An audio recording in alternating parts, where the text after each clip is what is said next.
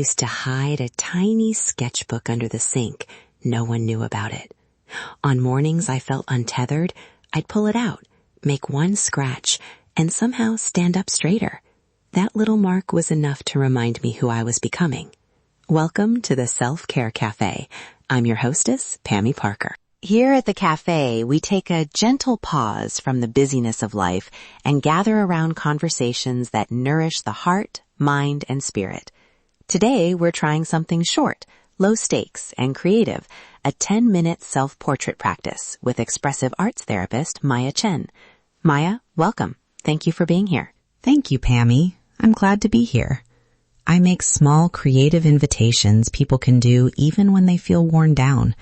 Things that ask for curiosity, not perfection.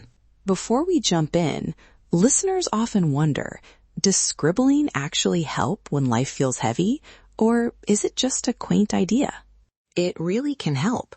When we move from trying to name everything with words into using movement, color, and rhythm, different parts of the nervous system get a turn to speak.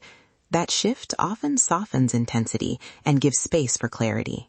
So, less thinking, more sensing? Exactly. Moving with your hand lets feelings tell a small story without the pressure to find the perfect words. Many people notice their shoulders loosen or their breath steady after a minute or two. For example, a client made a tight circle that she later described as a holding pattern. Tracing it open helped her name one small belief she could let go of. That makes it feel lived in, not just theory. Okay, materials. Maya, what do we need?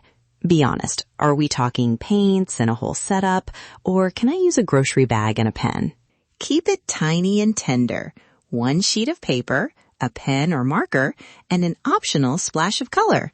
A colored pencil, crayon, even a lipstick if that's what's handy. Even lipstick counts. Trust me. The only rule is curiosity. If your inner critic shows up, name it, maybe a line or a dot, and then let your hand move on. This is mark making, not art making. We don't want pretty, we want honest. But I'm terrible at drawing. Good. That's exactly who this is for. No skill required. Tiny, honest marks are more revealing than perfect sketches. If you have your paper and pen, let's settle in. Rest your hands on the page and take a slow breath in and out. Notice your shoulders and the weight of your hands. If it feels okay, close your eyes for a single breath and bring to mind a version of you that feels meaningful. The you from years ago, or a younger you, just an image or a feeling. Now open your eyes if they were closed. With your pen, make a single mark that represents that past self. No faces needed, just a feeling. Yes, no faces needed, just a feeling. Begin now. Make whatever comes. A swirl, a heavy line, a scatter of dots. Take about 60 seconds.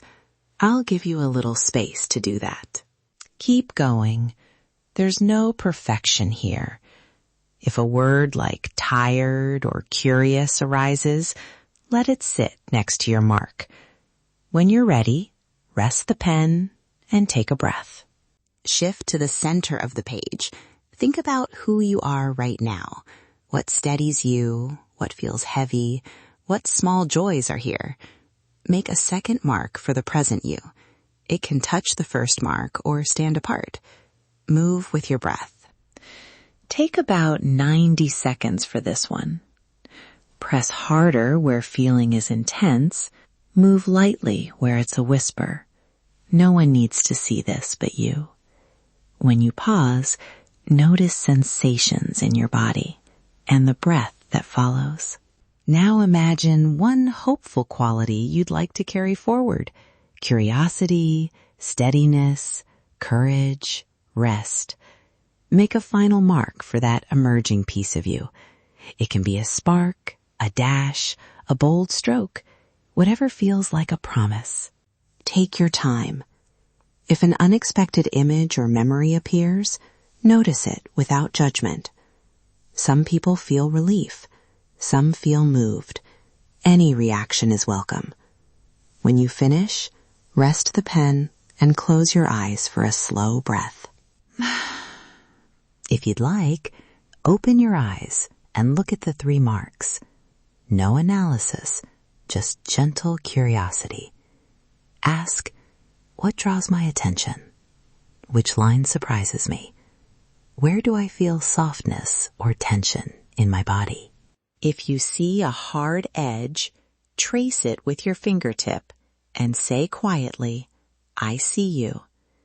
If there's a bright dot, consider what it might need. Space, a name, a small promise. We're greeting what's here, not fixing it. For folks short on time, Maya, what's a tiny version we could do on a busy day or even on a bus? Fold a scrap of paper into 3 sections. In 30 seconds, make 1 quick mark for the present. In the remaining 30, make a tiny, hopeful dash for what you want more of. That 2-step rhythm is enough to cue the nervous system and plant a small seed. You can also trade pages with a friend and silently share what surprised you, or follow up with 2 journal lines, what I noticed and 1 small next step. If this practice brings up strong feelings, pause, be kind to yourself, and come back when you're ready. Ground with breath and reach out to someone you trust if you need support. We've included resource notes on the episode page. One small invitation before we close.